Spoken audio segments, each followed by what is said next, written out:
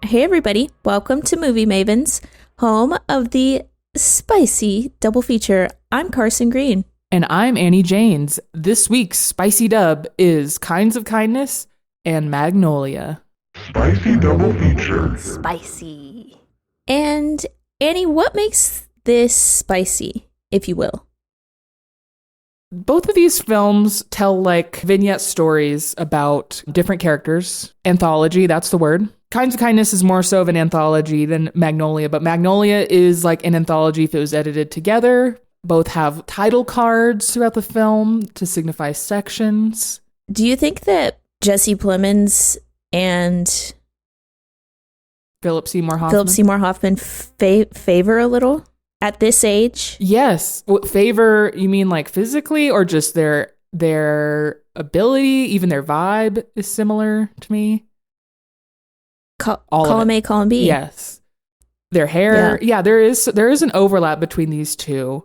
And Jesse Plemons did so good in Kinds of Kindness that he was giving Philip Seymour Hoffman in a way. He kind of was. R.I.P. to a real one. R.I.P., dude. All right, well, before we get started, I just have a quick little announcement to make. The Movie Mavens are on TikTok.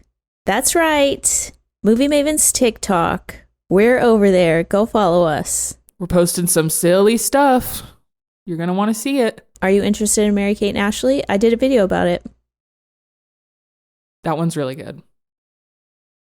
I think about that one a lot. Thank you, Annie. I was waiting for you to compliment me. Thank you. I read The Room.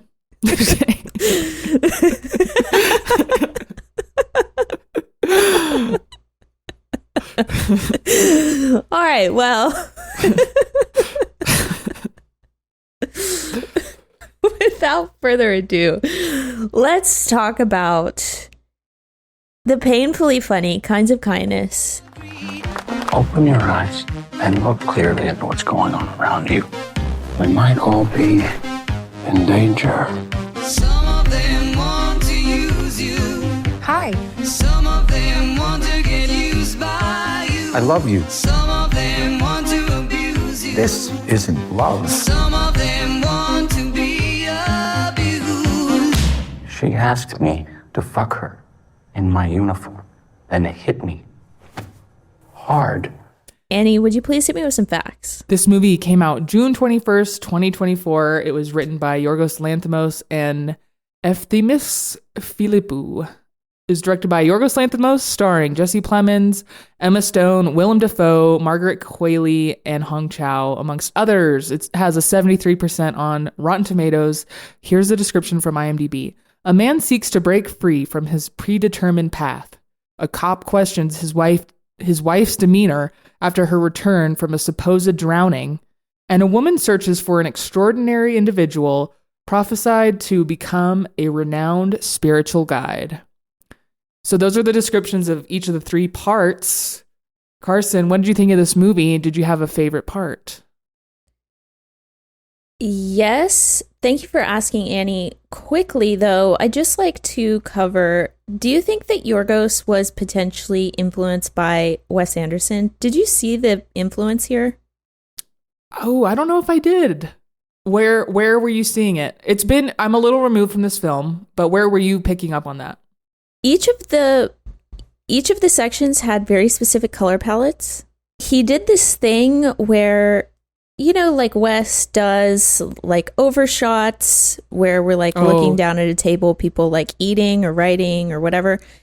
Yorgos was doing all of these shots that were like, it was kind of like that, and it was like a tighter shot, but in like a very strange part of the screen or the set or like someone's body, which was just like a tad bit off-putting. But it read very Wes to me, the way that he framed some of this. Okay. I can see that a bit. I do think Yorgos like has his own distinct filming style, but I picked up on something really major that I just remembered being a big connection to Wes Anderson, which makes me think, you know, all of the filmmaking references you just talked about, or probably also influenced. In the second part, Emma Stone's character is like a sea researcher. And I swear to God, they made her look like Cate Blanchett in Life Aquatic. Like she had the exact hair style and outfit of Cate Blanchett in Life Aquatic, who, well, I guess in Life Aquatic, she's a journalist, but Life Aquatic, of course, is about sea researchers.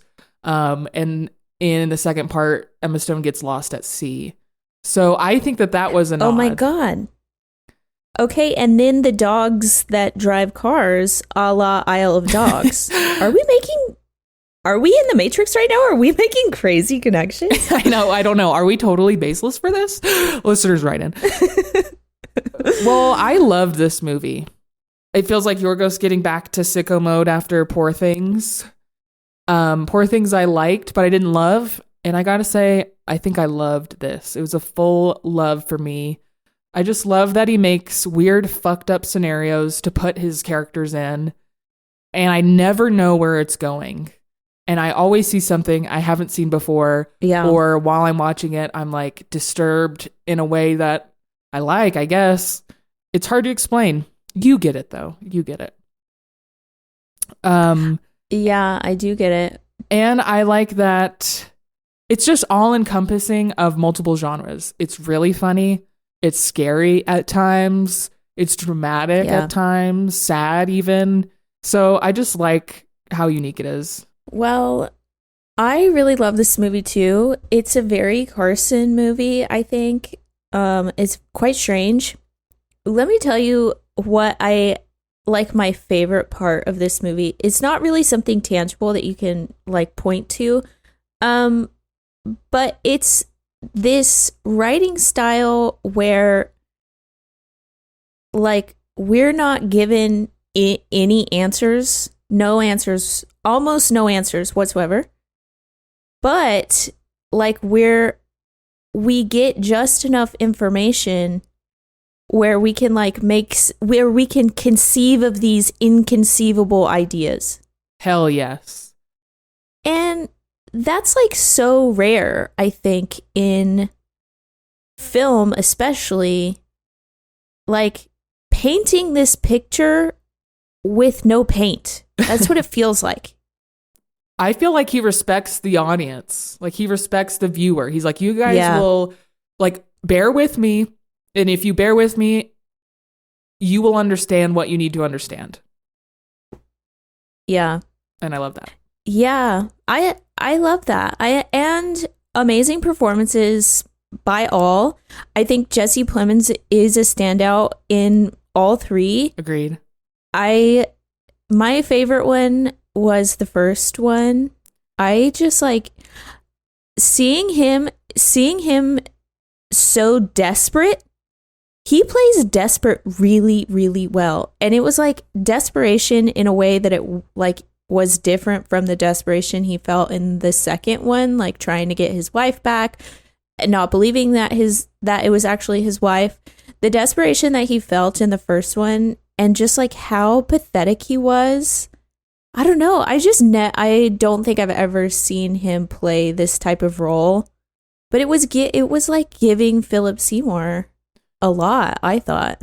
He would have been an amazing like fan cast, Philip, in this. If I had to knock the movie, like I'm trying to find out, I don't think it's a perfect 10 out of 10, not to spoil my score, but trying to figure out why. I think that the first piece and the third piece have a lot in common. Like, especially even Willem Dafoe's character is very similar in that he like holds the power in both. And in both, there are characters that are like desperately vying for his love specifically, or his attention, or whatever you'd want to call it. But even still, I had a blast. It's a long movie, but the runtime, it just washed over me. I was so enthralled. I was in it. Yeah. Same. I think I did feel the length a little bit. Maybe I wish each of them were each 10 minutes shorter than what they were.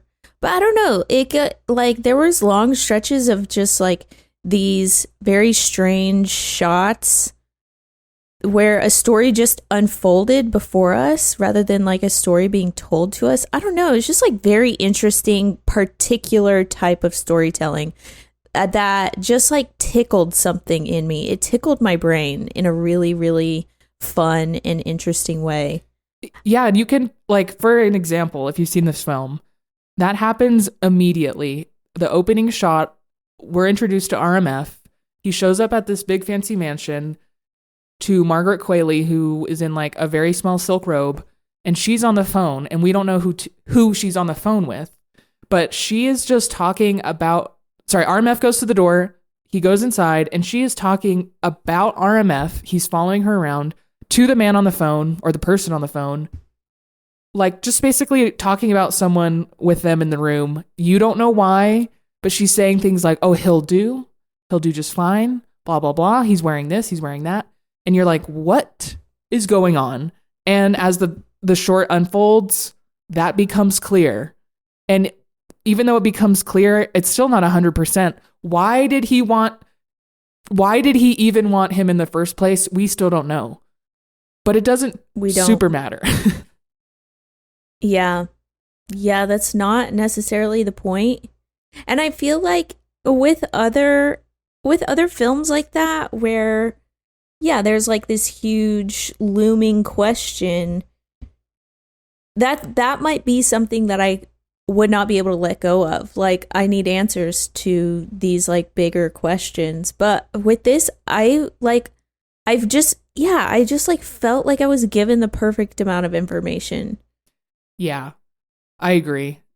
And it does go so far to answer questions like, in the third part, we first just hear this line that's like, do you have enough water? When these two characters are on a road trip. And you're like, what do you mean enough water? And then you see them carrying this big multi-gallon plastic jug of water around everywhere they go, and they're only drinking from it. You're like, what is the deal with that? And then later it's revealed that it is the tears of the cult leaders, and you learn why it's significant and all of that. And that, like, I just love the like subtle breadcrumb trail of making me feel like I'm figuring things out, but it's really just like laying out information over time. It's great. Yeah. Yeah, dude. I will say I think I also I liked Emma Stone in this. I like her playing strange. I like her being weird. Yeah, me too. She's in a really weird era right now, and I love it because I just wonder how many people are going to go see even Poor Things, but this for her. What normies got themselves into this one. And be quite surprised. Yes, totally. They're doing another movie. Yes, like immediately.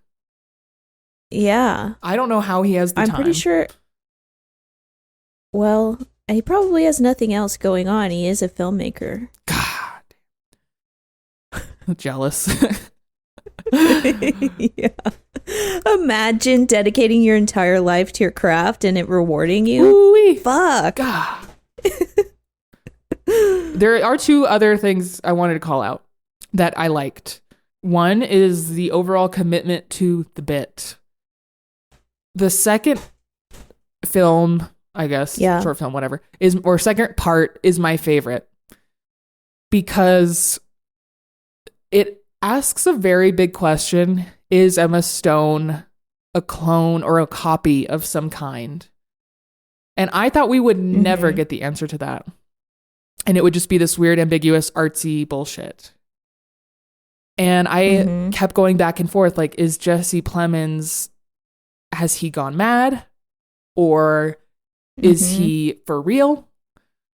And at one point it's brought up, Emma Stone is like, this is what happened on the island. On the island, dogs were people and people were dogs. Dogs made the rules. And I'm like, my brain is really... My brain's really trying to process that. In the moment, it was just like, whoa, what the fuck? Like, I don't know what that even means. Like, is that real? What do you mean? What do you mean? And almost like that's not helpful. That can't be the truth. And at the end, the clone dies and the real Emma Stone shows up immediately. And I love that logic of like, well, she's dead and that's why she could show up. Like, I guess, like, let your brain figure that one out. Mm-hmm. And at the end, we see, during the credits, we see this dog society confirming that was the truth. And it was one of the funniest things I've seen in a theater all year. Just that moment alone. You can't tell me that's not Isle of Dogs coded. It probably is. Dog Society. Other thing I wanted to call out is just the casting of like the side characters. I get the sense that a lot of these people are not actors, like the doctor and the chief of police in part 1. They had to have just found that guy at a grocery store or something, because the way he delivered lines was like all in one breath. What did he say? He was like, he's looking at him like they just fucked yesterday and fell in love. I don't know what it was. But I just wanted to shout out the casting because it was odd and brave and hilarious. Cosign. All right. Well, I'm ready to score. I'll give it a 9. Me too. Ooh. All right. Kinds of Kindness, 9 out of 10. We recommend. Let's move on and talk about Magnolia. I'm Stanley Spector. There is the story of a boy genius. Willa Cather, Thomas Kidd, Jean-Baptiste Clamolier. And the game show host. I'm Jimmy Gator. Live from Burbank, California. First question for 25. This French playwright and actor joined the Béjart troupe of actors. And the ex-boy genius. I'm Quiskid Donnie Smith. I used to be smart, now I'm just stupid. There is the story of the dying man. I'm Earl Partridge. I have a son, you know. You do? Find him. I'm Frank T.J. Mackey. His lost son. What did he say? Because I am not going to take care of him. What does he want? And the dying man's wife. I'm Linda Partridge. I took care of him through this, Alan. What now, then? Me and him. Do you understand? There's no one else. No one else. The caretaker. Hello. I'm Phil Parma. See, this is the scene of the movie where you helped me out. And there is the story of a mother. I'm Rose Gator. You come home soon after the show. I love you. Love you too. And the daughter. I'm Claudia Wilson Gator. Now that I've met you, would you object to never seeing me again? And the police officer in love. I'm Officer Jim Curring. My life is very stressful, and I'd hope to have a relationship that is very calm and undemanding and loving. So if you are this person, please leave me a message at box number 82. And this will all make sense in the end. Annie, please hit me with some facts. All right, Magnolia came out in 1999. It was written and directed by Paul Thomas Anderson, starring Tom Cruise, Philip Seymour Hoffman, Julianne Moore, John C. Reilly, and William H. Macy. It has an 82% on Rotten Tomatoes. Here's the description from IMDb. An epic mosaic of interrelated characters in search of love, forgiveness, and meaning in the San Fernando Valley. All right, Magnolia, Carson, had you seen this before? And what'd you think? Okay, I had not seen this before, and it's not passing the Bechdel test, that's for sure. Okay, a lot of dudes doing a lot of dude things, which is, I mean, you know, it's PTA. He does what he knows, I guess. There is the what is her name? There's a woman that has one of the main arcs. Julianne Moore. Oh, yeah, she's like a side character. Her name starts with the C. Claudia, but her plot line is all to do with men. Her trauma is from her father, and her current situation is because of John C. Reilly. So yeah, I don't think it passes either. But what do you think? This is a long ass movie. We've been doing some PTA. Sometimes we love it, sometimes we hate it. Where does this fall in that scale for you? Yeah, okay. So it was way too long. I felt like it lost me like in the middle of the movie. The first half of the movie, or like the first part, I guess Act 1, when we got that little intro that was all about like here's all these insane coincidences, and we had that cameo with Patton Oswalt. Like, I was in it. I was having fun. I was having a good time. And then it almost came to like a screeching halt. However, you wouldn't know it based on how hard that music was pumping in order to keep us, the audience, in a forward motion. Did you feel that? Oh my God. This is like my biggest takeaway from the film. When it started, I was like, fuck yes, this is my shit. This is my speed. I love this. Everything was so cinematic. The camera moves were nonstop. Everything was moving really rapidly. And I was just like sprinting to catch up. And then, like you said, Act 2, everything slows down and we're only focused on like singular moments for these characters that when we're cutting back and forth, instead of like, okay, now it's Monday, and the next time we see them, it's Friday, and the next time we see them, they're 12 years older. It's like we cut away from the scene, and when we cut back, we're right where we left off. And that is kind of exhausting because of the music and because of how long that went on for. I'm right there with you, girl. Yeah, it was honestly disappointing because I feel like, I don't know. Do you think it was just bloated? Do you think this movie is bloated? Do you think we had too many storylines going on? I mean, it's tough. Like, I don't know how I would fix it, but I do think it is bloated in that I think it's too long. Like, people describe it as an epic, but I don't know that that's necessary because of how, like, little we move forward in Acts 2 and 3.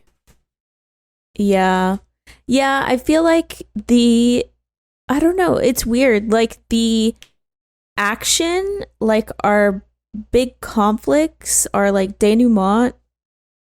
It's all just truth revealed rather than like moments, rather than like action. Yeah, like I guess we get one where the dog, oh my God, I was so concerned when that dog ate just like a rogue pill that fell on the floor. I was like, oh my God, this is going to be a huge moment. And then it wasn't. I know, it only comes in at the end when the old man's body is being rolled out. Then there's like a little one for the dog. But I thought that was going to happen in like a climactic moment.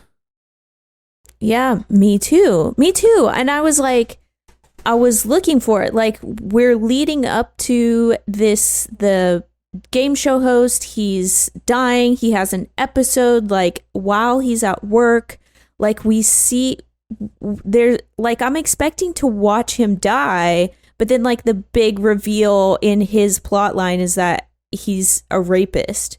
And I was like, oh, I would have been happier just, like, watching him die. That would have felt more like a wrap up of the circle, you know what I mean? Like, I don't know, it was just really peculiar, I guess. Yeah I agree. I think what I got out of it most was mostly like the effect of poor fatherhood, because we kind of are watching either fathers that are older and seeing the consequences of their bad fatherhood, or fathers with young children who are currently like realizing that they're bad, or children of fathers, mostly men, but a woman too, that are dealing with just the trauma. So I dug all of that. And yeah, it wasn't action, but I was invested in these characters. The fact that I loved even Tom Cruise in this. Dude, I'm sad that we have, like, the chapter is soon closing on Tom Cruise being a movie star starring in dramas like this. Like, I need 100 more PTA Tom Cruise movies. Like, I don't want to see him hanging off the side of an airplane. I want to see him playing a psychopath. That's what I like. I loved him in this movie. That is fair. I mean, he did such a good job. I was laughing the moment I saw him. And me too. I know, me too. Partially, like, I think a little bit of him was in the character. Like, his crazy interview reminded me of Oprah. Uh-huh. But some of this movie leaves me a little baffled. I don't know that I 100% get it.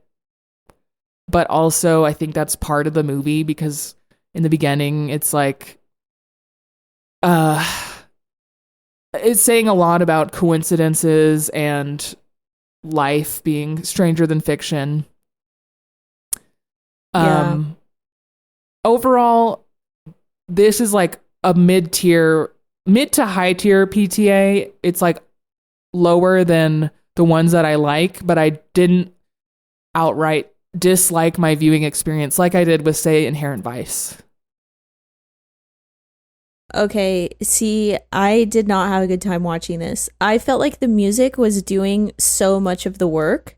And like the music and the editing was doing so much of the work. And it's like, I feel like walking away from it, when I turned the TV off, I was like, well, there goes 3 hours of my life that I'm just never going to get back. Ooh. That's how I felt. It was like, it was not fun. Yeah. It wasn't fun. I didn't feel satisfied leaving it. Like, also, I don't think it's aged well. 1999.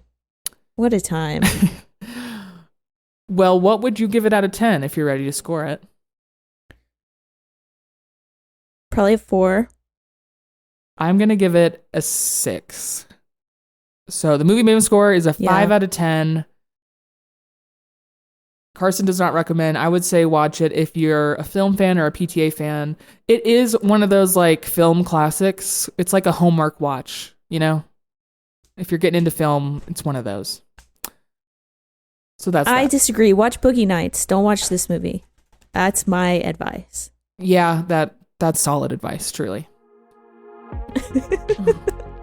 Okay, well, thanks for listening, everyone. Please write to us. We're desperate to talk to you. Please, we want to talk to you.